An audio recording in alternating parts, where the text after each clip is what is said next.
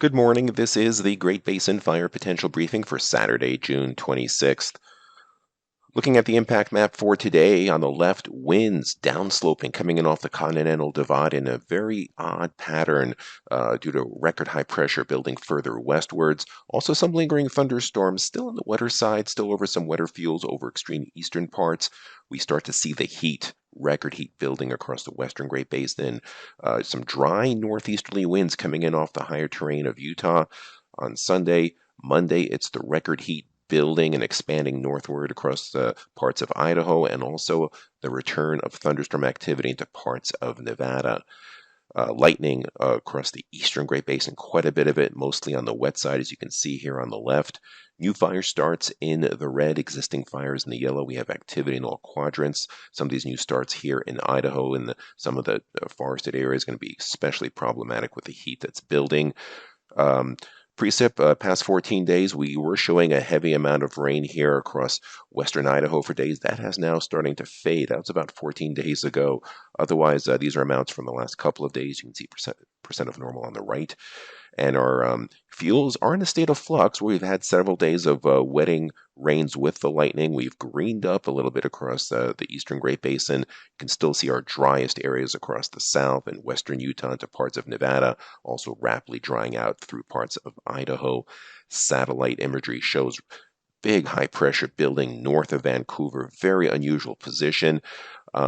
The clockwise flow is bringing in northerly winds and somewhat cooler temperatures for the far eastern Great Basin, but there's going to be a sharp divide between the east being cooler and the record heat pumping up across the Pacific Northwest into parts of western Nevada and parts of Idaho over the next couple of days. So for this afternoon, there's that high pressure and the dry air.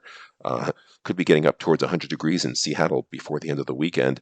But you see these northeast winds gusting to 30 miles per hour in the mid-levels. That's going to produce downsloping flow off the Continental Divide. So eastern Idaho, where they have had recent lightning, we do have a concern for winds in these areas this afternoon. You can see the humidities, though, still a little bit high up there. That's going to be their own saving grace.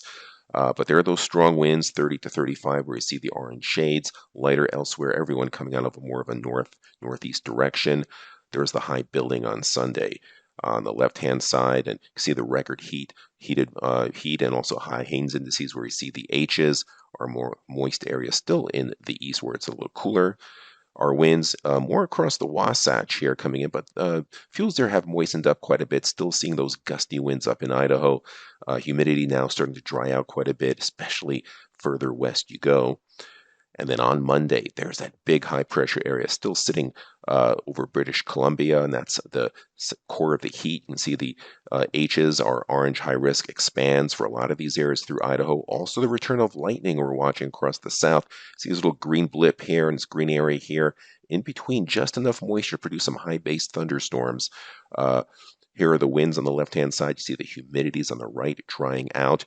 Here are the high temperatures. 102 up in Boise, 113 in parts of eastern Oregon and Washington. And on the left, you can see some of that convective activity that we could see high-based thunderstorms across parts of Nevada towards the Arizona Strip, where we have high risk.